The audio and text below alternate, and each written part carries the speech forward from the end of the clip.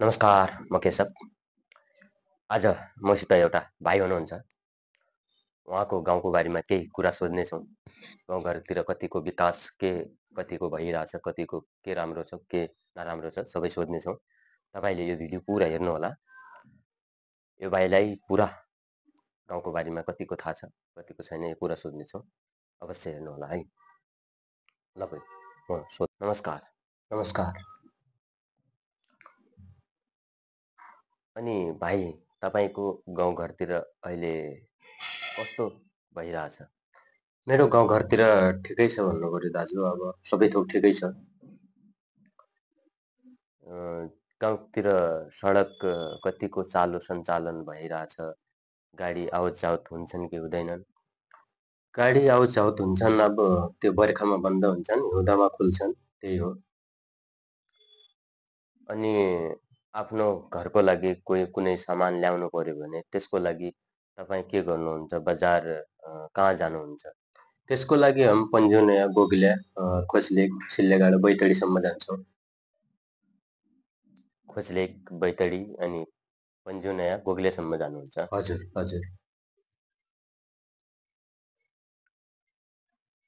जसो गाउँमा सडक हल्का-फुल्का पनि खुलिदिया भए, जसरी पिच त अब कहिले हुन्छ थाहा छैन।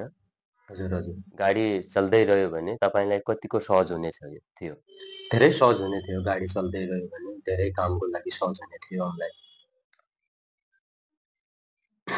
तपाईँलाई के लाग्छ अब गाडी सिर्फ बर्खामा मात्र नचल्ने रे अनि हिउँदा महिनामा मात्र चल्ने भएको कारणले तपाईँलाई सहज छैन? त्यस्तै भन्नु पर्यो। अब सहज छैन। सिर्फ बर्खामा बन्द हुन्छन्। अनि कोही दुःख बिमार यता सकिस्त दुःख बिमार कोही पर्यो भने त्यसको लागि तपाईँले के गर्नुहुन्छ? एम्बुलेन्स घर तक आइपुग्छ कि आफूले काँधमा बोकेर लैजानुपर्छ? अब हाम्रो भिरपाखातिर त्यही भन्नु पर्यो। अब कहिलेकाहीँ बोकेर पनि लैजानु पर्यो। गाडी नचल्या भए बोकेर लैजानुपर्छ? हजुर, हजुर। गाडी नभए बोकेर लैजानुपर्छ। यो तपाईँलाई के लाग्छ? यस्तो ठिक होइन जस्तो लाग्दैन? अब ठिक त होइन, के गर्नु पर्यो, मजबुरी हो। अब पहाडी इलाका गर्नै पर्यो। तपाईँलाई गाडी चल्दिया भए राम्रो हुन्थ्यो? गाडी चल्दिया भए धेरै राम्रो हुन्थ्यो। अब आवत-जावतको लागि सबै। तपाईँको भनाइ यही हो है? हाम्रो भनाइ पनि यही हो। ठिक छ, तपाईँका कुराहरू सरकारले सुन्यो भने राम्रै हो।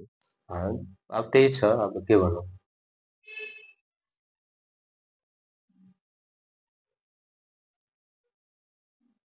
ठिक छ, तपाईँका कुराहरू किन सुन्दैनन्? सुन्छन् होला।